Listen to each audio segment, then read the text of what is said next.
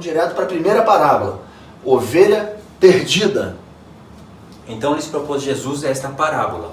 Qual dentre vós é o homem que, possuindo 100 ovelhas e perdendo uma delas, não deixa no deserto as 99 e vai buscar a que se perdeu, até encontrá-la? Achando-a, põe-lhe sobre os ombros, cheio de júbilo, e indo para casa, reúne amigos e vizinhos, dizendo: Alegrai-vos comigo, porque já achei a minha ovelha perdida. Digo-vos que assim haverá maior júbilo no céu por um pecador que se arrepende, do que por 99 justos que não necessitam de arrependimento. Queria chamar a atenção nessa parábola para alguns pontos. Primeiro, o número de ovelhas.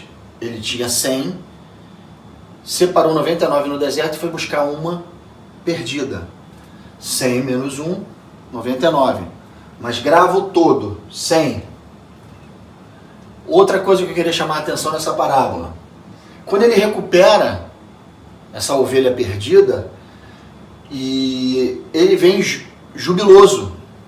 E no final da parábola ele fala Júbilo no céu. que há júbilo no céu quando um pecador se arrepende. O pecador se arrependendo tem júbilo no céu. São 100 ovelhas e uma volta. Ele recupera para formar os 100 novamente.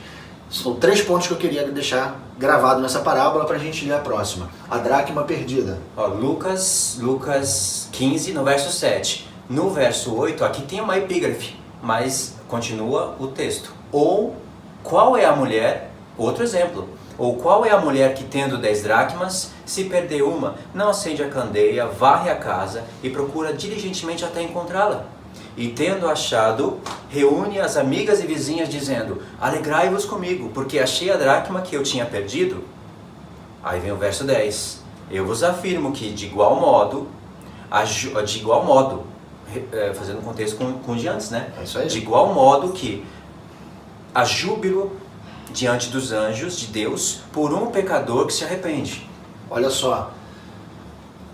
Ele só muda o pano de fundo da parábola, mas a moral da história continua sendo a mesma. Um pecador se arrependendo, com júbilo no céu. Agora ele só usa o termo júbilo no céu para alegria diante dos anjos.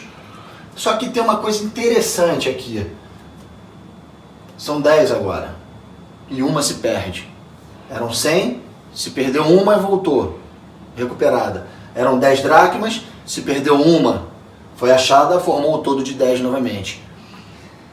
Você consegue entender que esses números não são por acaso? Eles estão apontando para aquela primeira explicação que o Luiz deu aqui, que quando houve divisão no reino de Deus, ficou 10 tribos no norte e 2 no sul. As 10 tribos do norte são a casa de Israel e, profeticamente falando, Efraim como cabeça. Você vê que isso não é coincidência, são cartazes, são placas apontando para as duas casas, especificamente para a casa de Israel, o reino dividido. Isso vai tomando cada vez mais sentido. 10 dracmas, no contexto que vocês vão ver, vocês vão ver que o número 10 não foi escolhido aleatoriamente. A gente estudando as parábolas, a gente chegou, e aí quando a gente vai estudando e a gente vai percebendo, a gente foi levado a uma outra parábola que não está aqui no contexto dessas parábolas, mas ela vem um pouquinho depois, que é a parábola dos leprosos, dos 10 leprosos, que está em Lucas 17, dos versos 11 ao 19. Eu não vou ler, se os irmãos quiserem, os irmãos leiam em casa. Mas essa parábola fala de 10 leprosos que Jesus encontrou quando ele cruzava por Samaria. E ele cura esses 10 leprosos e fala para eles: vão lá no templo e cumpram a lei. Só que apenas um volta. E esse um era samaritano. E esse justamente é que Jesus Cristo, ao olhar para ele, fala: justo o estrangeiro que retorna. Irmãos, 10 foram curados, 10 partiram, um retorna. E justo o samaritano. Os irmãos sabem que Samaria é capital de Efraim? Isaías 7. Depois vocês leem. Isaías capítulo 7. Justo o samaritano, o estrangeiro, o efraimita é que volta. Todas essas parábolas ao qual Jesus Cristo fala, ele está se referindo ao que volta como efraimita, não na literalidade da parábola. Você não vai ler isso, mas você vai perceber nas entrelinhas que isso são setas mostrando para o reino do norte. Outra coisa importante, que eu quero agora, voltando para o contexto aqui dessa linha do tempo vermelho que antecede a parábola que a gente vai estudar, é que essa ovelha perdida, nesse contexto dessa parábola, ela está perdida fora. Como assim? Ele pega a 99, guarda no deserto e vai buscar fora do deserto a que está perdida. Essa está fora. Na parábola da dracma perdida, esta mulher, ela perde a dracma dentro de casa. Vai cair justamente no filho perdido. Ele está preparando, Jesus está preparando nesse contexto aqui, o que ele vai falar na parábola do filho perdido.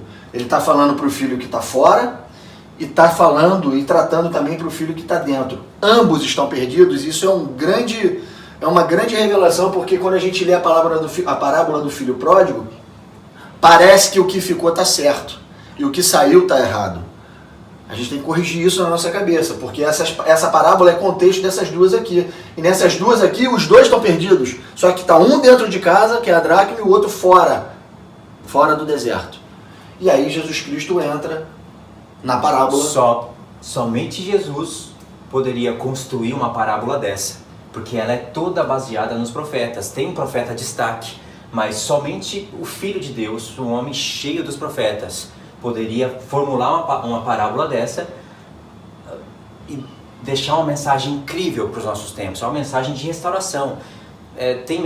Pode ser simplificado e pode ser muito aprofundado. É isso daqui que a gente está tentando fazer hoje. É incrível, você fica muito admirado pelo Senhor Jesus quando você entende as palavras dele pelos profetas. Isso é tremendo. Eu vou ler a parábola do filho perdido, porque não tem sentido essa parábola ser chamada de filho pródigo, porque quando você lê as duas outras, ele se refere a uma ovelha perdida, a uma dracma perdida, e aqui o tempo todo, a gente vai ver no texto, ele fala que o filho está perdido. Então a epígrafe dessa parábola, ela deveria ser o filho perdido, para completar o contexto ao qual Jesus Cristo estava falando. E isso está escrito. Isso que é interessante, está escrito essa expressão. Filho pródigo realmente não faz sentido. Isso é epígrafe colocada por uma pessoa que não entendeu o contexto geral e mesmo assim precisaria de tudo isso que vocês estão vendo aqui, dos profetas. Antes da gente começar a ler, eu queria só elucidar uma outra questão a respeito de como é empregada essa parábola nos contextos hoje da igreja. As pessoas usam muito essa parábola para falar do filho que se perdeu, ou seja, de um cristão que se afastou da igreja e está retornando. Olha só, meus irmãos, a palavra de Deus, ela é viva, eficaz e é espírito. Obviamente que ela pode ser aplicada para diversas situações da nossa vida e do nosso cotidiano, mas eu quero que vocês entendam o que Jesus Cristo tinha na cabeça ao proferir essa parábola. Ele estava falando de coisas muito superiores a isso. Ele estava falando de coisas de restabelecimento do plano eterno do Pai, que já de antemão tinha sido traçado. Ele está falando sobre essas coisas aqui e tratando com as peças fundamentais que estão envolvidas nesse propósito. São os seres humanos, gentios e judeus. Essa parábola serve para mostrar isso. O plano de Deus sendo executado através dos seres humanos na Terra. É isso que ele está tratando aqui. Tratando o que deve ser corrigido nos seres humanos para que o plano do Pai seja executado. Eu vou ler a parábola aqui então para vocês verem. Está lá em Lucas 15, a partir do verso 11. Diz assim: continuou. Olha só que é o contexto das outras duas parábolas. Ele não parou. Essa palavrinha pequena chave, continuou. Continuou. Ele continuou a falar com aquele público-alvo que ele estava falando lá desde o início. Certo homem tinha 2 filhos. Olha só. 2 filhos. O mais moço deles disse ao pai: Pai, dá-me a parte dos bens que me cabe. E ele lhe repartiu os haveres. Passado não muitos dias, o filho mais moço, ajuntando tudo o que era seu, partiu para uma terra distante e lá dissipou todos os seus bens, vivendo dissolutamente. A palavra dissolutamente significa desregradamente, sem princípio nenhum. Depois de ter consumido tudo, sobreveio àquele país onde o garoto estava, o mais moço, uma grande fome. E ele começou a passar necessidade. Deus começou a tratar com esse menino. Então ele foi e se agregou a um dos cidadãos daquela terra. E este o mandou para os seus campos guardar porcos.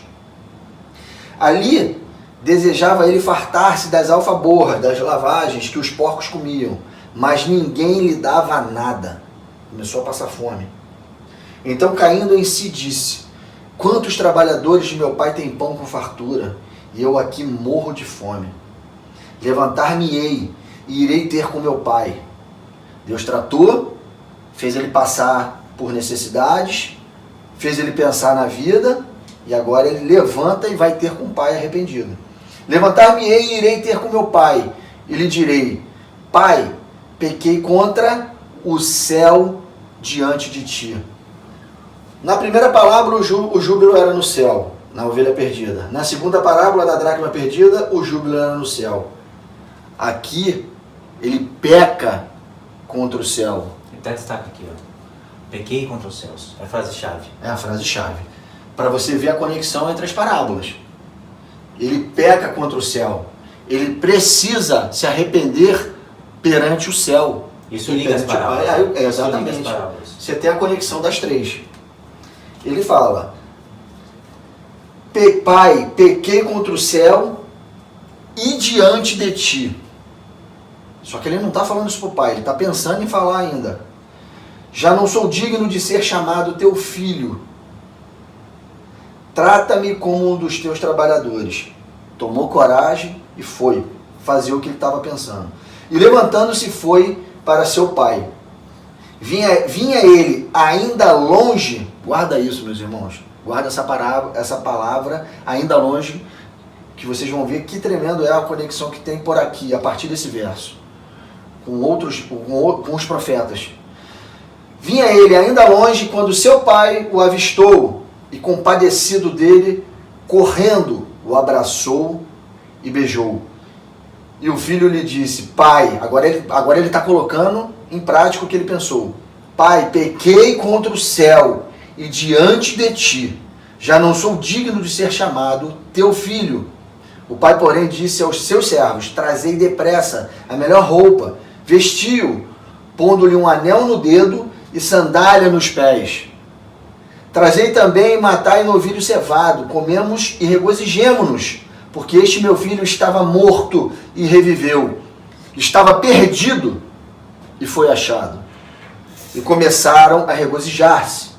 Ora, o filho mais velho estivera no campo, e quando voltava, ao aproximar-se da casa, ouviu a música e as danças, chamou um dos criados e perguntou-lhe o que era aquilo. E ele lhe informou: Veio o teu irmão, o teu pai mandou matar o novilho cevado, porque o recuperou com saúde. E ele se indignou e não queria entrar. Saindo, porém, o pai procurava conciliá-lo. Mas ele respondeu ao seu pai: Há tantos anos que te sirvo, sem jamais transgredir uma ordem tua, e nunca me deste um cabrito sequer para alegrar-me com os meus amigos.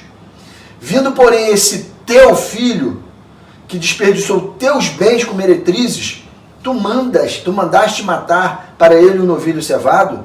Então lhe respondeu o pai: Meu filho, tu sempre estás comigo.